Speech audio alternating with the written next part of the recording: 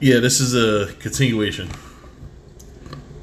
Baker Mayfield is. It's not his mouth or Odell's mouth or anything like that. It's not even Odell's injury. The problem for Baker, and I've been saying this, they got out of the gate slow, and I thought, okay, they still have time. The schedule gets soft. Let's see what happens. But here's what could undo the whole thing.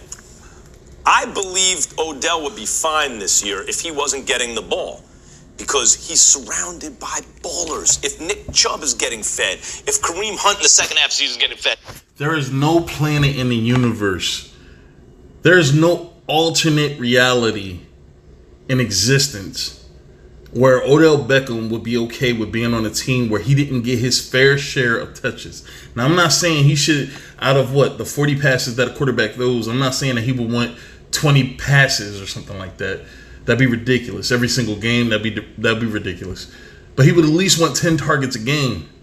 He would at least want to be able to get up to maybe, between 5 to maybe 7 catches, if that, I mean, there's no wide receiver that is okay with not getting their numbers, even if they're winning. When you are a top-tier wide receiver like Odell Beckham Jr., there is no universe that exists where that is okay for him. Now, that may make him look selfish, but you want to contribute in any way you can, but you also want to get your numbers, man. Like, players play this game because they want to be great. They want to make money.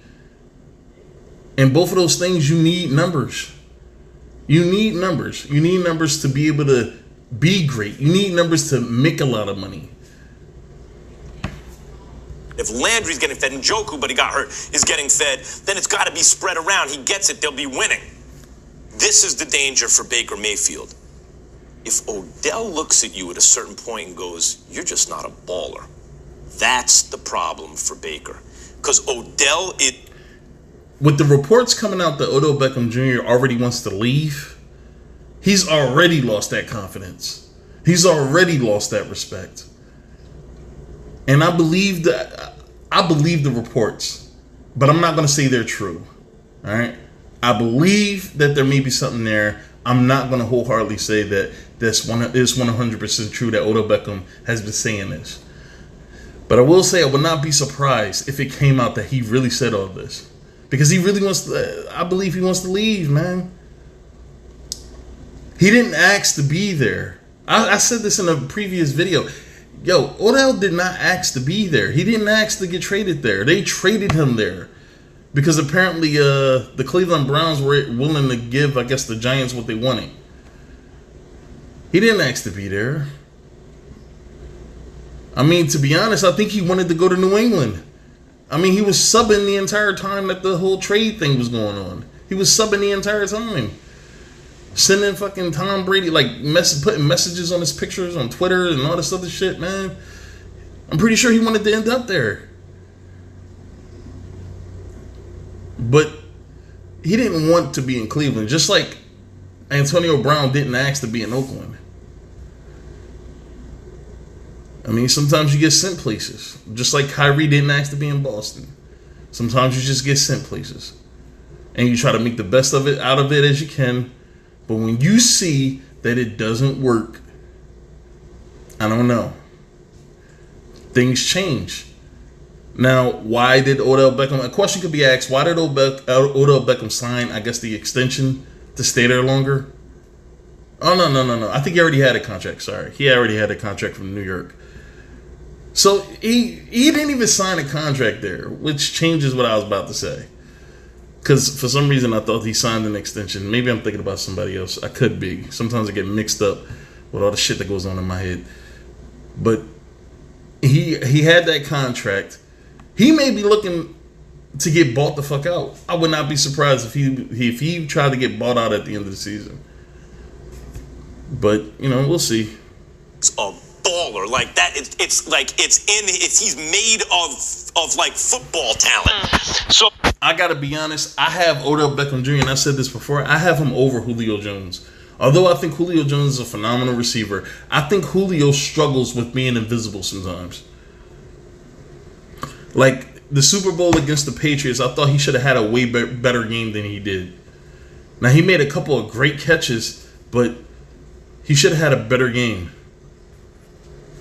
So if he looks at his quarterback and is like, you're not who I thought you were as a player, forget about as a teammate, as a person, any of that stuff. As a player, then you're going to lose him. And I think just observing this from a distance, we are very close to that moment if we haven't already got it. Oh, no, you there. You are absolutely. Exactly.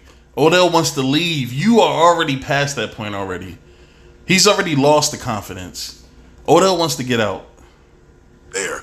And I talked about this early in the season. He was targeted twice in another game early in the season. And I said, if you think Odell Beckham Jr. gonna go through this season being targeted 2 times in a game, not being a prolific receiver, it ain't like we talking about a guy that hasn't proven that he can make a quarterback look better. Thank you, Marcus Spears. Just pretty much backed everything I just said. There's no universe, and I'm going to say this again, there's no universe that Odell Beckham lives in where he's a top-tier wide receiver and you're going to target him less than like 10 times a game. I mean, come on. He's a wide receiver. He wants his touches. He wants to win, sure, but he's not going to sacrifice winning just to get 1 or 2 passes a game. Come on, there's no way. No wide receiver is that selfless. I'm sorry. I mean, you can even make an argument that Larry Fitzgerald. You can make an argument that Larry Fitzgerald is not selfish. But come on, there's no way Larry wants to play an entire game not getting targeted. Come on. Than what he really is, because he did it right here in New York. The problem with the Cleveland Browns is they invested in Baker Mayfield, and Baker Mayfield ain't built to handle the situation like it should be handled. Me and Marcus Spears are on the same page completely, because that's exactly what I just said. The Cleveland Browns put way too much confidence in this kid. They gave him the keys. Why did you give him the keys? This kid didn't even prove anything yet. And then when Cleveland Brown gave him the keys, then the media backed him. And that's what made Baker think that, look, I'm the guy, all right? This is what made him come out and say the shit that he said about Duke Johnson. This is what makes him come out and say this shit that he's saying now. This is what, put him in a position to be able to choose the head coach he wanted because they gave him the keys. Marcus Spears, tell him again, bro, because I don't think they're listening. They too busy wrapped up in their own feelings. Now, we can talk about his moxie, how tough he is, the chip on the shoulder. The comeback kid story always gets a lot of commercials, Stephen A. The comeback kid that came from an underdog to being this guy that's drafted first overall, everybody loves it. He did the Brett Favre picture before the draft. You know who else is like that but doesn't act that way? Russell Wilson. Russell Wilson played for North Carolina State, was cut or transferred to what was it? Wisconsin? I believe he was in Wisconsin. I can't even remember the name college he went to. I believe it was Wisconsin. And he had a great year there. And then when it came time for the NFL draft, people had questions about his height because I believe they thought he was too small, just like Kyler Murray. I'm pretty sure the same way they had questions about Drew Brees when he came out of college. And what did Russell Wilson do? He found a team that was going to give him a shot, which was the Seattle Seahawks. He made the most out of his opportunity because not only did he become the starter, he beat out his rookie year. He beat out an already established quarterback. I believe he beat out Matt Hasselbeck. Now, I could be wrong, but I believe he beat him out. Nah, I might be wrong. No. Crap, I am wrong. I think it was Matt Flynn.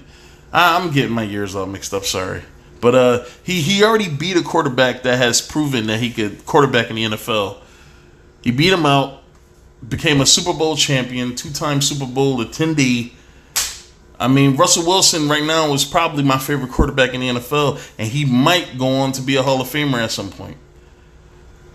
But you don't hear Russell Wilson saying all these things that Baker Mayfield is saying, having to constantly show people or tell people how great he is or make people think about how great he is. We got this. There's nothing to worry about. All that outside noise, we just leave it out there. Okay. Plated up everything. And I've been telling people this from day one. Max, you know what they don't care about up there on that level he playing now? Your damn story. Don't nobody. There you go. Because the league is a learn and adapt league. You may think that you're up here, but eventually you will be brought down. They care about that. In college, you can get, like, your teammates, they young, they like, yeah, man, look, we got Baker Mayfield, he that dude, he was a walk-on, he made it all the way here. You walking in there. But you're playing with grown-ass men now. These are not college kids. You're playing with grown men now. This is what you have to earn their respect. They don't just respect you because the coach tells them to. They respect you based on what you do on that field and how much heart you show, how you're able to lead them. I mean, it's not rocket science. I don't even consider myself a leader, but I know the intangibles of a leader. I know what they are. I know what you need. I mean, for this dude to be a leader, how do you not know these are the tools you need to be that? To convince your teammates that you are the guy they need to follow. In the locker room, if you ain't balling, homie, we ain't following you. Well, and if you ain't hooping, Michael Jordan couldn't punch Steve Kerr in the face if he wasn't Michael Jordan. Let me say this. Real shit, man. Real shit. Your play earns you enough juice that you can be the guy that you need to be to put the team on your back. But if you are not that guy and you have not proven that you are that guy, they're going to look at you like you're crazy. Like there's something wrong with this guy. Real quick about Odell, Stephen A., I'll give it to you. I don't agree with everyone that if Odell was used on offense, think of him like Deion Sanders on offense. If the game plan was, Odell, you're going to have a safety on you, you're always going to be two guys on you. Therefore, we have your boy Jarvis Landry, we have Nick Chubb, we have Kareem Hunt, we have a healthy Njoku, let's say. And they were getting the ball and they were winning because of that. I think Odell, of course he wants the ball. I think he'd be good. The fact that it's not just like they're using him like that and winning, but they're losing and he's not getting the ball. Oh, no. No, what me and Marcus Spears apparently are saying is that Max Kellerman is wrong. It doesn't matter how you're saying it, you're wrong either way. Odell Beckham Jr. would not be satisfied if they were winning and he was getting targeted twice. That is exactly what Marcus Spears just said. He wants his touches. Now look at Marcus Spears' face. Like he just told this guy. But Max is stuck on his own assumption and he's dying with it. He's going to die on that hill. He will not concede. Odell Beckham Jr. is not because they're losing. He wants his touches. If he was getting his touches and getting his stats and they were losing, sure, he'll be mad about the losing, man, but at least he's getting his numbers. At least he's contributing in a major way. So he can't say, well, we're losing, but I'm not playing that well. I mean, come on, no wide receiver wants to say that. And then Baker Mayfield comes out with this bullshit story like, oh, Odell Beckham had a foot injury or some shit like that. Like he wasn't able to walk right or something. Like I guess in his way trying to justify not throwing him the ball or not getting him the ball as much as he probably should be getting him the ball. That may be why Odell Beckham wants to fucking leave. He don't like this guy. There's a couple of things that I think that y'all might be missing with all of this. First of all, let's remember, Odell Beckham Jr. didn't want to be in Cleveland. He didn't ask to go there. He wanted to go to L.A. You know what I'm saying? He didn't want to be in Cleveland. He settled for Cleveland because that's where they traded him to. That's number one. Number two. Speculation. Now, I could be wrong, and I'm going to go back and look at this after I do this video, but I have never seen a report from a source close to Odell Beckham that said that he's interested in the Rams or the Chargers, whichever LA you're talking about. I didn't see a report. You know who's sitting pretty right now, despite their anemic ways? The New York Giants. The Giants. Because they sat up there and said, y'all think they're going to win. But guess what? They're not. Number three. What, the Giants are sitting pretty? No, I'm talking about over the whole. They had him and I agree with you, but they don't. Again, they didn't care. They didn't care. They didn't care. We know they Jones, we know they stupid. We know they stupid. They don't look dumb. And I agree with you, but they don't. Again, they didn't care. They didn't care. They didn't care. We know Daniel they Jones, we know they Saquon, and stupid. Odell. We know they stupid. They don't look dumb. They don't. In other words, he ain't someplace else shining winning a Super Bowl. Right. He's suffering just like they are. Sure. Okay. Number 3, when you talk about Baker Mayfield, the story that you talked about, I'm totally down with you on that. But his commercials, his marketability would make more sense if this was that Heisman Trophy winner coming out of college who was the #1 overall pick in your rookie year.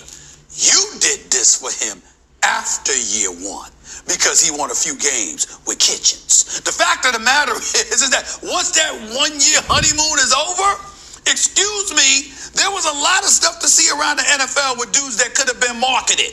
You chose this guy. You know, Thanks for watching ESPN on YouTube. For more sports highlights.